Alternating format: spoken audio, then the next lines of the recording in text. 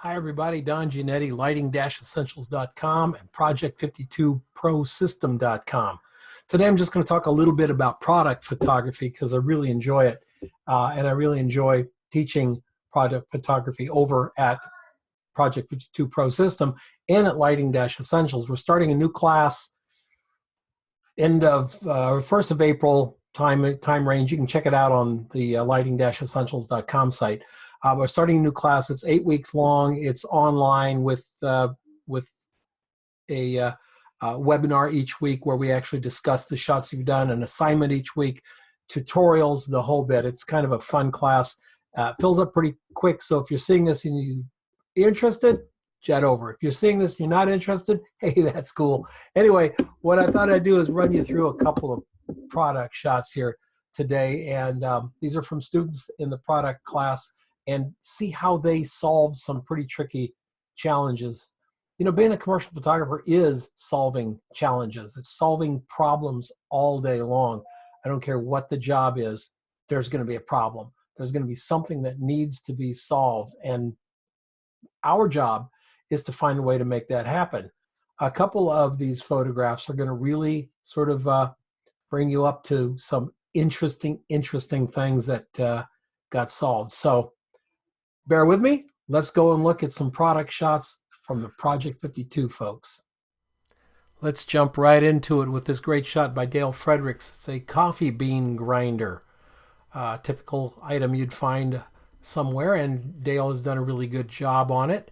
During the critique, a couple of things that I pointed out is I think I would tell Dale to fix this edge up here just a little bit. We're getting reflections from the beans up in the glass here. It's a little bit disconcerting, and also down in here to clean it up. But the rest of the shot looks very, very good. Dale did a great job with it. Lit on both sides. We see the texture. We know that it's not a glossy unit, and the reason we know it's not a glossy unit is simple. It's the transition. Here's where things get really interesting in lighting, folks. Transitions. This transition, had it been a sharp edge transition, would tell us this was shiny plastic or painted aluminum or something very glossy. But because it has a very slow transition, it tells us that it's a matte finish. Probably got a little bump to it, a little tooth to it. And Dale got right down on the angle, on the horizontal angle oblique to this unit so that he could shoot straight across at it. Notice we're looking a little bit down on this part of the product and a little bit up at this part of the product. It makes the product look big. It makes the product look like a hero. How did Dale light this? All right, this is pretty interesting. Dale's got his boxes on both sides, and he's got white cards extending the life of the box, or sort of the reach of the box. Now, why is this important? Well, let's go back to the shot. Notice how the light wraps all the way around. There's no black line here. All the way around. That's because Dale doesn't let his light stop at a point where the curvature of this unit could see this black seamless back here, or the empty studio. He kept that light going so that this unit would see all the way around both of these corners. Angle of incidence, angle of reflection. If you don't learn any other rule in photography, there's really only 3. If you don't learn any other rule, that's one you've got to know. Angle of incidence, angle of reflection. Had he left that out, angle of incidence would be great right in here, and then right on that curve, it would start reflecting beyond the softbox. So to keep that perfect line, he just extended his box out a little bit, and it gives us a very, very nice line in the glass and in the materials there. Nicely done by Dale Fredericks. Here's Dale Fredericks again with some lipstick. This stuff is harder to shoot than you think it is. Trust me. You get it out and try to shoot it and you'll see. By the way, don't ever touch these. One fingerprint and you're back at the cosmetic store. And if you think this stuff is cheap, oh boy, are you in for a surprise. You go down and get some of these lipsticks, they can run you $18, $25 a piece. So Dale wanted to make sure that he had the right color lipstick for his the women in his family, and he did that, and then I believe made gifts of the lipstick to them, but he didn't want them damaged, and you don't want them damaged ever when you're shooting, because touching up lipstick is a pain. Okay, nice bright shot, got the reds up here, got the great glow behind it. Notice the reflection down below here. So he's got it sitting on black plexi. The black plexi is giving him a perfect reflection. And notice the highlights all through these tubes giving us verticals. Fairly interesting set, wouldn't you say? We've got white cards everywhere. We've got a light above, and the light above is lighting up every one of these cards here. And those cards are giving us the lines that we see in here. You can see a little bit of the light above on the bevel of the lipstick and on that little thing right there. But in reality, the light above it really isn't lighting very much. As a matter of fact, you took all the white cards away, this would be a pretty dull photograph. We just have little highlights on the top. Angle of incidence, angle of reflection. There's nothing for this black to reflect, right? If you take the white cards away, they're gone. And so all you end up with is just black nothingness. It's the judicious placing of the cards that gets you what you want. He's got a light shining back up on his red background, giving a little bit of a spray light, choked in real tight. He's got a grid on it that helps the choking a little bit. John McAllister took a whole bunch of bottles and did something cool with it. Lining these bottles. Notice how perfect the labels are presented here. Notice how beautiful the highlights coming down here. We got a nice bright highlight on the back. The entire bottle, we got a rim light right on the edge there. It's really nicely done, and notice how well the embossed stands out. Also notice how well the metallic foil here. When you first start shooting stuff like this and you're not skilled in product photography, you're going to find out that metallic labels, metallic tops and stuff are just a big pain in the butt. They are so hard to work with because metallic reflects what's around where the white doesn't. Notice we got no highlight here in the white, but we've got a highlight in the metallic. Something over here is bright enough that this metallic is reflecting it. This diffuse white paper, not so much. So how did John do it? Pretty interesting. He's got himself set up 2 strip box on each sides. He's got some cards doing the same thing, extending that light from the strip cards forward, and then he put a card across the top. What's the card across the top doing? It's making sure that those edges right there have something to photograph, and also making sure that when the strip box comes up to this part where all of a sudden the bottle's reflecting up, it's got something to reflect that's white. Because the bottle's going to reflect up. If you just have the softbox there, it's going to go up to about there and stop, and then you're going to have a black area, and then the softbox picks up. Angle of incidence, angle of reflection. This bottle's reflecting whatever's up there. John supplied that reflection with a white card across the top.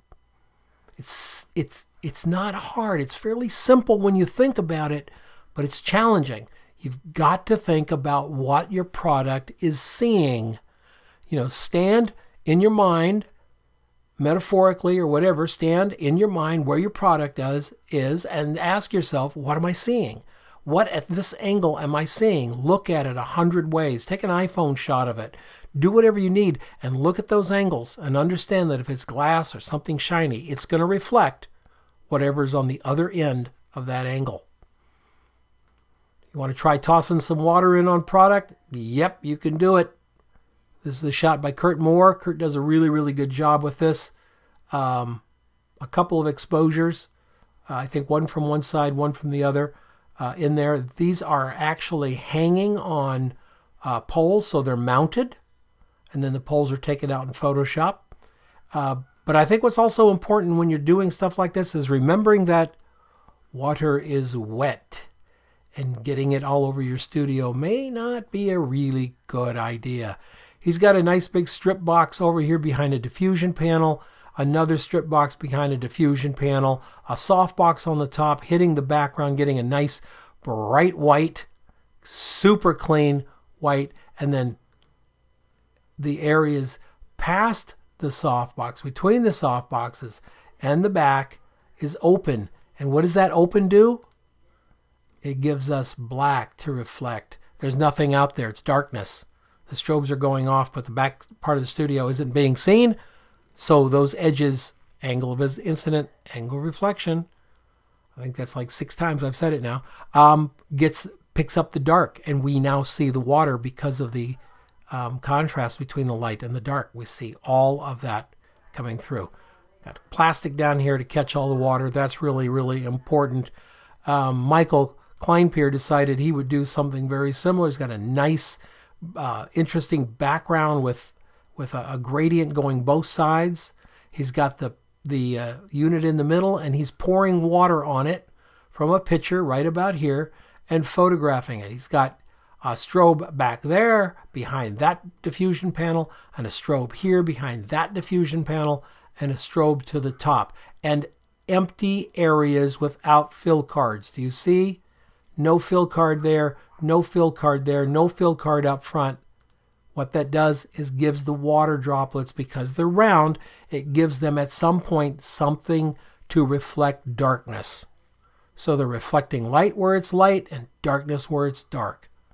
And that is because of Michael's excellent lighting. John McAllister has these very difficult to light chrome bottles. He's got them in a little bit of fake snow here. Very clean, pretty color all the way through. But I think what grabs us first are these beautiful highlights that's coming down. Now notice in this shot, he did not put something back in the back over here to give that edge there. He let it go dark. Why? Why would he let it go dark? Well, we need a dark line on this product to stand out from the light background. If we had a light line there, it would be not enough contrast for this bottle to really pop from the background. So he controlled his lighting by moving his soft strip boxes forward a little bit and allowing that black line to appear on the back side. Here's the shot set up. He's got everything going here, softbox, the board inside, and that's it. And behind the tracing paper, he's got an octabox. This is tracing paper here. He's got an octabox lighting up that tracing paper. So it's very simple when you think about it, but when you look at it, you think, wow, that's just really pretty. That's because he's controlled the light. So product photography is all about controlling the light and controlling what the product sees. Here's a nice little, oh, it's a little bit too big for the thing here. There we go. Nice shot by Siobhan Hoyt, and it's a beautiful fragrance bottle. She's brought in the flowers, make it almost a piece of fine art. And Siobhan's done something very simple. She knows that this bottle has got to be delineated. And the way we delineate the shape of it is highlights and the dark non-reflected areas. And so by doing that and getting this to expand here, it just reinforces in our mind the shape of this bottle. Very subtle colors. Siobhan's going using continuous lights behind diffusers and one softbox, continuous light softbox over the top. And that gives us nice, soft, even lighting on these flowers, almost as a painting, but it allows us to get the dark up front. Notice when we look at the shot, there's no fill card up front, and this softbox is moved that way just a little bit so that we get some, it's moved in, the diffuser is moved towards the softbox a little bit, and that gives us a space back there, and the space back behind it, between it and the background, is what this part of the bottle's seeing. Angle of incidence, angle of reflection. She moved that one forward. She moved this one back a little bit to get that angle, get that reflection all the way to the edge. It's a very subtle photograph, nicely done by Siobhan Hoyt. And I am so sorry, but I honestly do not remember who did this shot. I think this is Fiorello's. I think this is Fiorello's Steampunk Boots. I think might be, oh gosh, might be Karen's. Didn't get a good name on it. Got the Steampunk Boots is what it says. It might be Karen's. Awesome shot by the photographer. Beautiful lighting up front on these, and a spray to the back on this old wheel here. Yeah, these are Karen's, and Karen Harris. And these leather highlights are so nice. Look at the lighting setup here. We've got quite a lighting setup going here. Got a grid happening on this part of it. We've got a snooted light over on this part of it. We've got a beauty dish with a grid. We've got a gridded strip box.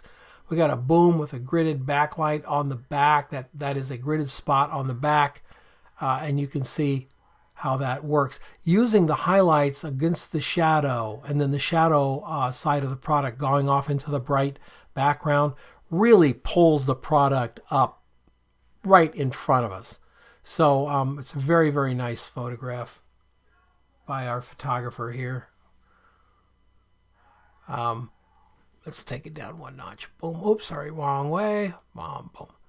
And you can see how using all the little spotlights on the different parts of the boots, not using fill cards on the side, let the boots really stand out. Remarkable photograph. You see the little reflection down here? That's the black shiny surface reflecting the hot spot that you see there back in the surface. That surface. Angle of incidence, angle of reflection to the back.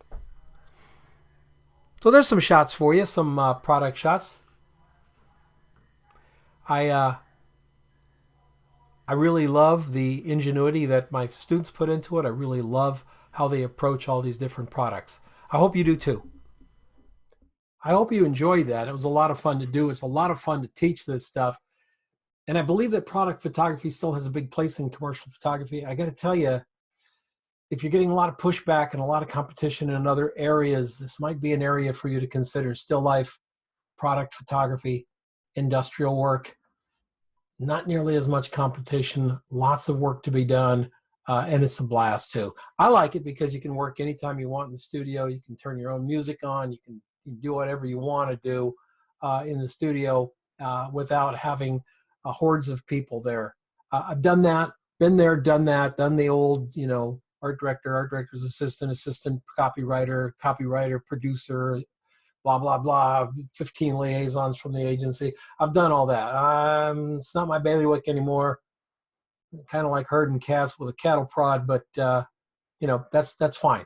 I'm a kind of a product guy, still life guy, and portrait guy now, and I really enjoy it. Listen, if you like this content and you subscribe, you're going to get a notification every time I put one of these up. And no, I don't put up 3 times a day. I ain't Gary V. I put up 2 times a week maybe, and we try to keep them a good time frame, try to keep them interesting, and try to keep them something that can help you as a photographer. I've been there. I've done it for over 40 years. And my whole goal is to give back without any bullshit, without any nonsense, just to give back to you guys. So I hope you enjoy it. Subscribe, tell your friends, share, all of those other neat social media things. Thanks. See you next time.